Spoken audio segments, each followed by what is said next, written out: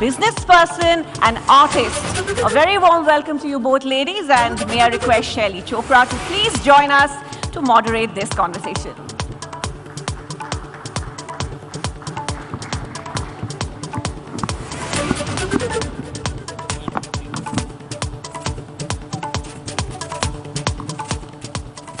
Good evening, everyone. Good evening, everyone. Where is everyone? Once more, come on. Okay, I think you can still do this better. I'll give you one last chance. Yeah, let's get this right. Good evening, everyone. Brilliant. Fantastic. Ananya and Navya, thanks very much for joining us. And before I could even start thinking about this session, everybody was like, your first question has got to be, what the hell, Navya? I don't know how to answer that question. It's more of a statement, but thank you so much for having me here. Really happy to be here with you and Ananya, meeting her for the first time, but have admired what she's been doing for a while, so really grateful to be here with the both of you. So, you know, you've been doing this show that has put your mum and your grandmom in the spotlight. What is the secret story? When you get done, are they like, why did you ask us that? How can you use the term jayaing? How do you say it? Jayaing. Okay, I got that right. She didn't know what it meant either, so we, we explained that to her. She wasn't very happy with the definition, but I mean, it's been a really fun experience doing this with them. So much that we've learned about each other over the last 2 seasons, and especially this one. Always very unfiltered, always very opinionated, if you know the 3 of us. But I think that's how we wanted to keep it. We wanted to keep it as natural as possible and as organic as we could. So I hope that, people enjoy that side of us. So this is a household which is not unfamiliar with cameras. Are they more opinionated off the camera or on the camera? I mean, I think I was the person who was the least experienced in front of the camera this time. But I think we've never really shied away from voicing our opinions on and off camera. So I think that's just who we are. Fantastic. Well, Ananya, you're breaking many records and also making some really amazing choices that most women in your generation may have been fearful of making them. In the English music genre, leading songs that are sort of hitting, out of the park, literally. Where did all of these choices come onto the table, and how come? This is not the path people thought Ananya Birla would follow. So firstly, it's a pleasure being here. Thank you so much, ABP News. It's a pleasure, Shirley, as always. And Navya, I've really looked up to everything that you do. In fact, like I told you, I just watched the last episode of your podcast, and we finally meet on the stage, but it's lovely regardless. How do I take that question? I think from a very young age, I just realized that life is really short to not do what you truly love to do. And I think the turning point came when I went to university at Oxford, and I was reading economics and management. And I spent a year and a half there, and during that time, I went through a little bit of a tough phase with my mental health. And I started gigging in cafes and pubs and clubs in and around London, Brixton, Camden. And during that time, I realized that I was just so happy. It was very cathartic, writing my own music, singing. And I just said, what's the worst that can happen? I don't want to have any regrets. And that's basically where the whole music thing started from, the whole business thing, I started Swatantra before I even in my gap year actually, when I was 17, before I went to university. And I think that love for business I don't know whether it's in my blood or I just love it. So now it's all about balancing these 2 worlds, really. So I think that's where... What about it? How is it to balance those 2 worlds? They're so different.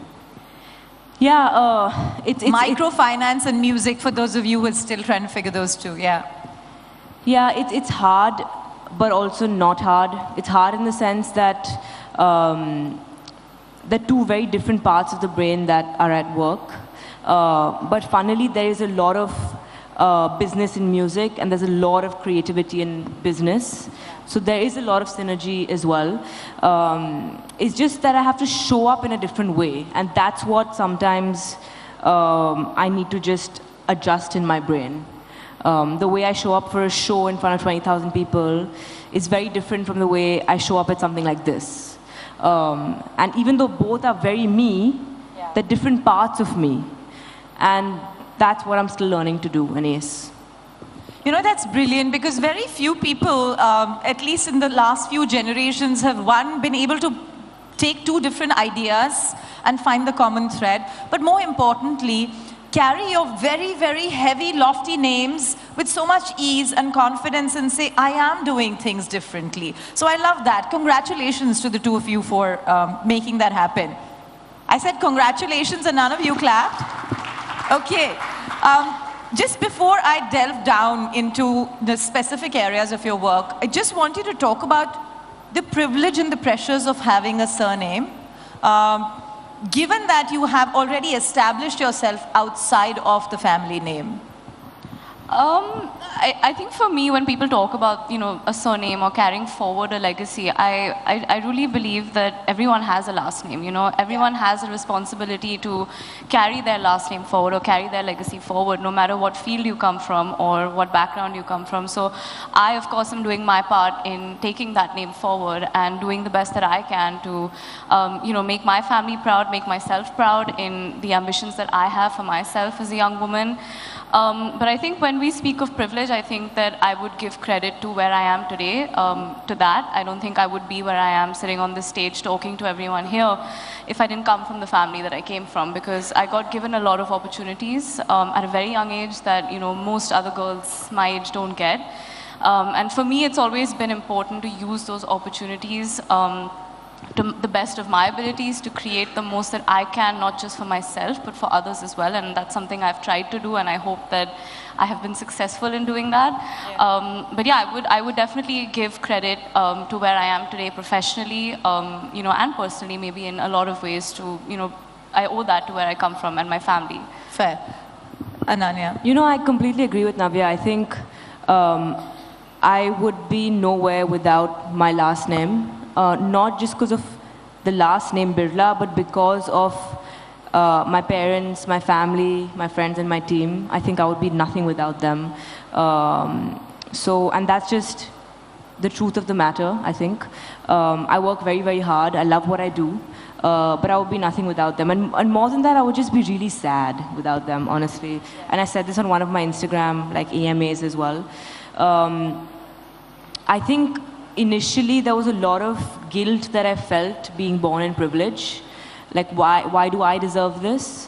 And slowly but surely, I think I've been able to refine my own skill sets and try to show up every day for myself in a way that I feel proud of. I think at the end of the day, all of this really boils down to identity, right?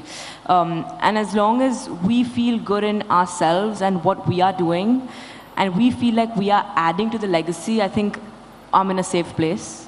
Also, I think it's a huge blessing. It's a huge, huge blessing. Yeah, I hope that, like Navya said, I hope that I can contribute a minuscule amount to what my forefathers have and may impact people and make myself better and hopefully make the world a little better. Great. Having talked about that, I want you to both to pick up things that you said in the course of these answers. So one of them was this whole, you know, this conversation about taking time off and sort of thinking about music and, you know, doing things that matter to you and mean to you.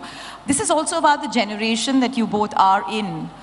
They want to be true to themselves. This morning in one of his keynotes, I think Adidep mentioned that social, you know, wokeness is the social currency of this generation. But what is it that's making you constantly go back and say, you know what, I want to give back, I want to do this for myself, and I also want to do it in the now. Talk to us about how your generation sees some of these things. It's you first. Which one's going first? You can take it. Yeah, okay. Yeah, please take it. You want me to? No, I'll go for it. See, I think for me that's a tough question because I work in the development sector. So for me, all the work that I do is primarily impact-driven or centered around giving back. I think that's a moral choice. I think it's an individual choice. For me, I personally believe that we have a responsibility to leave society better than we found it. Yeah. And in whatever way we can do that, it doesn't have to be on a larger scale, it could be on very small things. But if we are able to do that in some shape or form in our life, I think that's what, at least for me, is a moral obligation. Is this closer to the identity that you're searching? You know, Ananya was talking about identity. So when you see yourself as somebody who works in the development sector, less so as somebody who's seen in, you know, page 3 or the front pages of newspapers. Yeah, I mean, I think for me, again, I think the last 3 years have been pretty much about, you know, creating that impact. And like Ananya said, I think there's so much that, you know, our parents, our grandparents have done before us.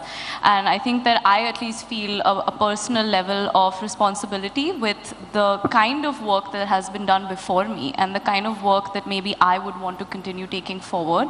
Yeah. I think even as, you know, if we talk about the surname, I think from both sides of my family, a lot of it has been giving, right, to the people in different shapes or forms, whether it's in the form of entertainment, whether it's in the form of business, you know, through making tractors. I think we've been a family that has always believed in giving.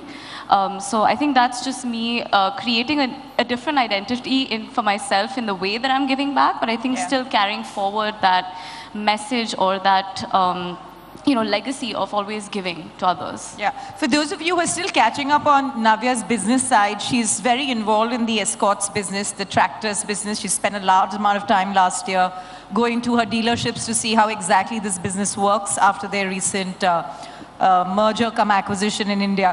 Well, Ananya, you know, you just gave us a little insight into the fact that you were 17 when you started Swatantra. And I still remember some of our previous conversations were so focused on why this microfinance business was so important. Today we're talking after you've done this mega acquisition of Chaitanya. And it's being talked about not just in the circles within microfinance, but how important an acquisition this is to scale the mission that you've started. So talk to us a little bit about that work. Absolutely. I think I founded Swatantra when I was 17, and it's just been 12 years a couple of days ago. And while building Swatantra, however cliche this sounds, I think I became Swatantra during that process. I think the naive 17-year-old, I think I saw in our society, I saw that women didn't have freedom to do what they wanted to do because they were not financially independent. So either she was under the care of her father, and then she gets married, and then it's her husband's choice. And I realized that as soon as a woman becomes financially stable by herself, individually, of course there are a lot of other pressures which I can't take away from, but there's a little bit more leeway that she gets to make her own choices. So when I started Swatantra, the entire idea was, and that's why the name Swatantra, freedom, is how can I make women financially independent? Because I've seen this, I mean, in my close family, I've seen it in the Marwadi community, and it really, part of me, it boils my blood, but I also understand the roots of it, and you know, it's very complex, right? So I wanted to contribute to that element of things as well. So that was where the idea germinated from. So basically what we do is we lend small loans to women to start their own business. So they become job givers, right? And they repay us back with principal and interest. So we aren't helping them in any way, and this is what I've said from day one, right? Swatantra is a very profitable business. So it's just that we're providing loans to people who a bank would not, because they don't have any physical collateral. And that's when I came up with this idea of social collateral, is where they all take social, if I don't repay, all the other women in the group have to repay for me. So there's social pressure, right? However, now, since the last 5-6 years, the entire mission is that we finance individuals in semi-urban and rural India, and these are the individuals, given how large our macros are in India, these are the individuals that actually fuel our economy. Yeah. So at Swatantra, our vision and our mission, our vision is really to fuel the Indian economy. And the acquisition of Chaitanya gives us an AUM of about 14,000 crores, and we stand as the second largest microfinance institution in India. I started with 5 crores. Thank you. One last thing I would like to say is that the team that joined me when I was 17, many of them left very reputed organizations like ICICI Bank, Axis Bank, and the list goes on. They joined a girl at 17 who just had a vision, nothing else, and obviously a last name, I guess, makes a difference.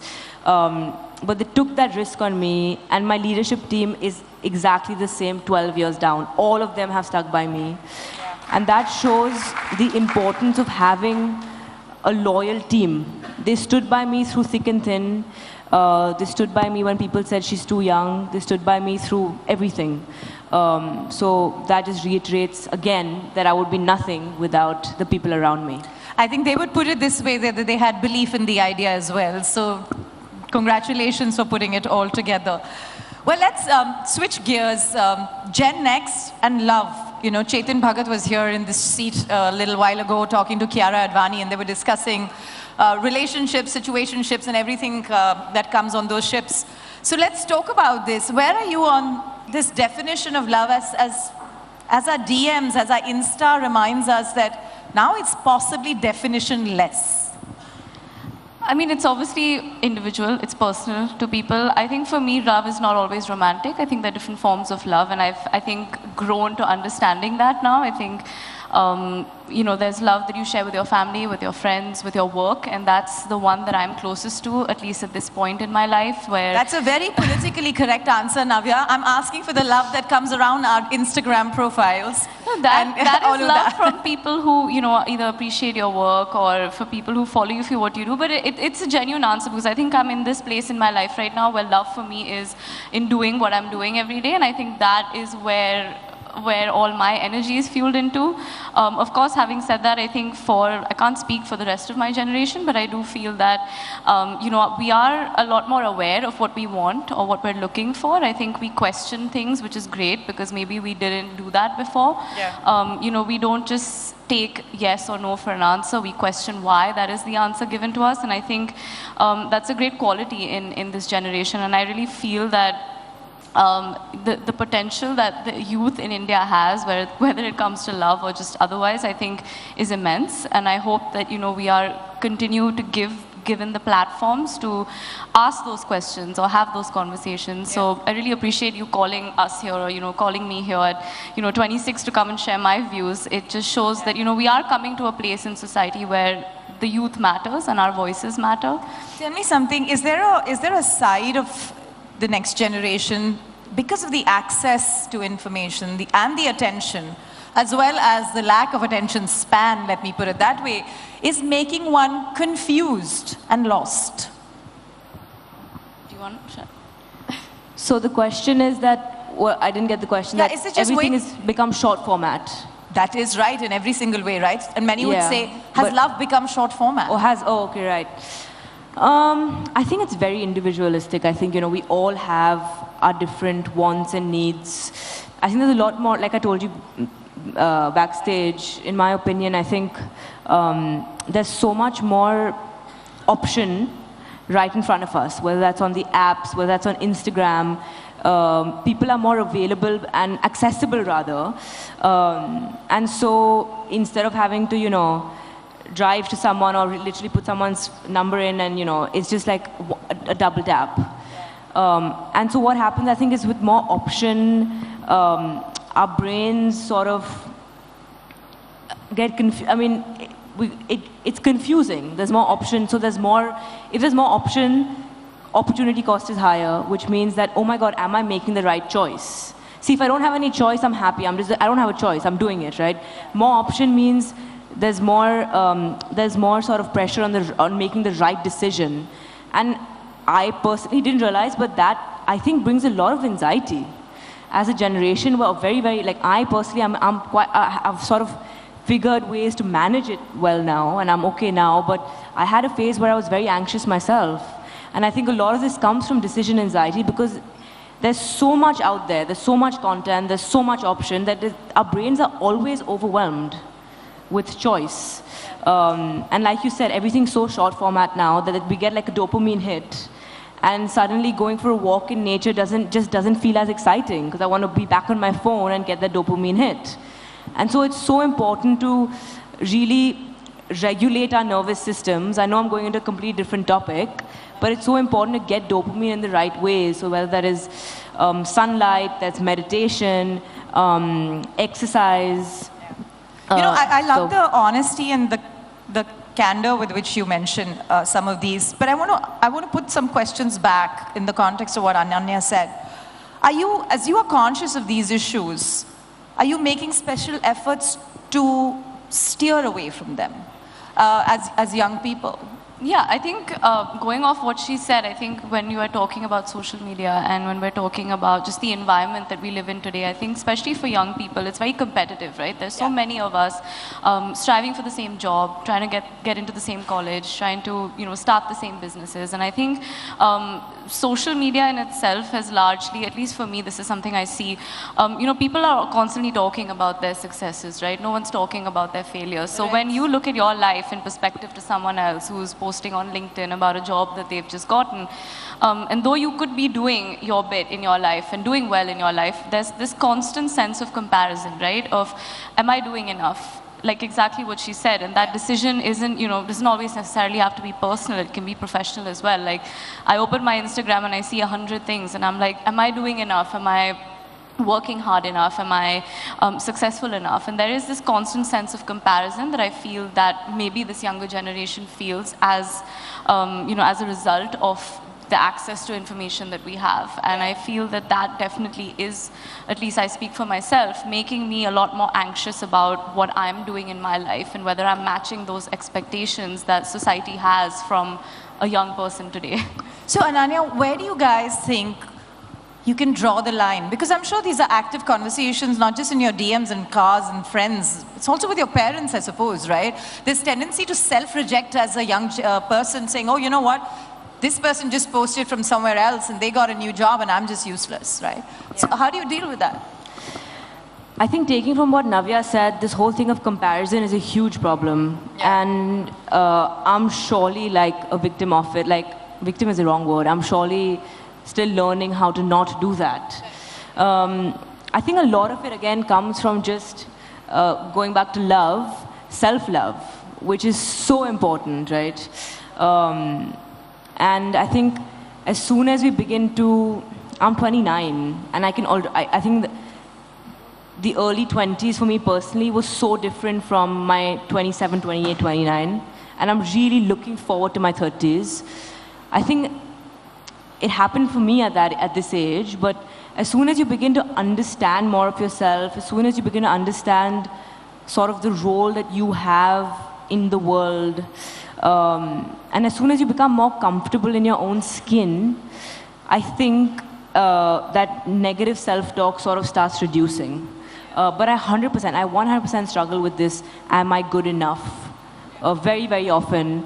I would have had a packed day with like a morning workout, a board meeting, a couple of more meetings, a studio session, and then probably some like a social thing, for like work, and then coming back home late at night after like this long day, feeling completely overwhelmed, saturated, and I still ask myself, am I doing enough?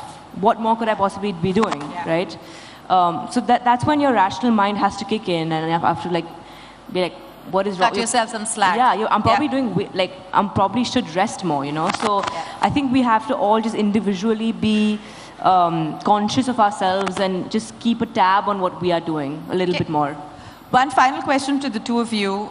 If you could change something specifically for youth today, what would that idea of India be for you? If I could change something, I think I would say that I would definitely want the youth to be represented on a lot more platforms and a lot more decisions that we make today as a country, or just even in business, or whether it's in entertainment, or whether it's in boardrooms, or even, whether it's in politics, whether it's in entertainment, whatever, across fields. I feel that I would hope that there is more representation. I feel that, we are a very large percentage of the population, and we are the next 30, 40 years is going to be us driving a lot of things in the country. And I would want us to be be active decision makers and creators in that journey. So I would hope that we are given a lot more opportunities to voice what we want and voice what kind of an India we want to live in. So that's something I maybe would want to change. What is the kind of India Ananya Birla wants to live in? You know, I think as an economy, we're doing really well, you know, kudos. What I would wish, literally for anybody in any country, would be that no matter where the person is born, what religion the person comes from, who the person loves, what work the person does, everyone is given an equal amount of love and respect and acceptance. A choice to make the choice. Right, thank you very much for being with us here. I hear that we won't let you go from this stage without singing 2 lines. So that would be lovely for Navya and I and the rest of us to be spectators too. So this song is this song is called Teri Meri Kahani. It's a Punjabi song. It was my first Punjabi song, and it did relatively okay for an indie artist. So I'll just sing that, I guess. It goes like this. तेरी मेरी कहानी लगती है आसमानी वे तू पलवीना अब मेरा हाथ छाड़िए जीना तेरे नाल सिख जावा तेरी ही गलियों में मुड़ जावा लेके मैं तेनू उड़ जावा कहीं दूर चलिए कहीं दूर चलिए कहीं दूर चलिए कहीं दूर चलिए. Thank you.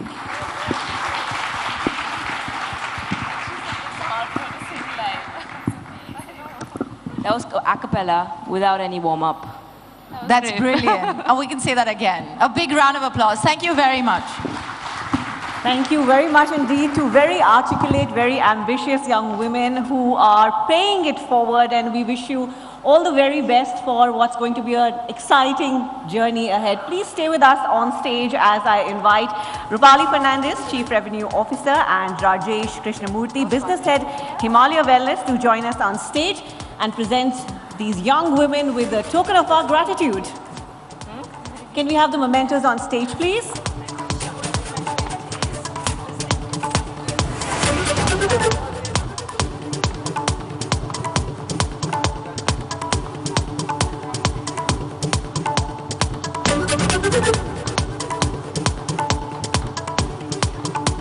Ladies and gentlemen, a huge round of applause, please.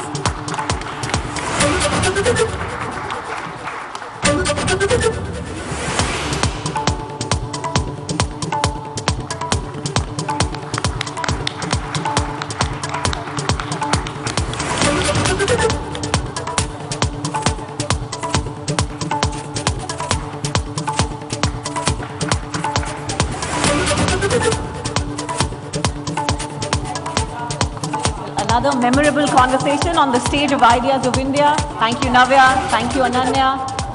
And thank you to Shirley Chopra as well for a wonderful chat.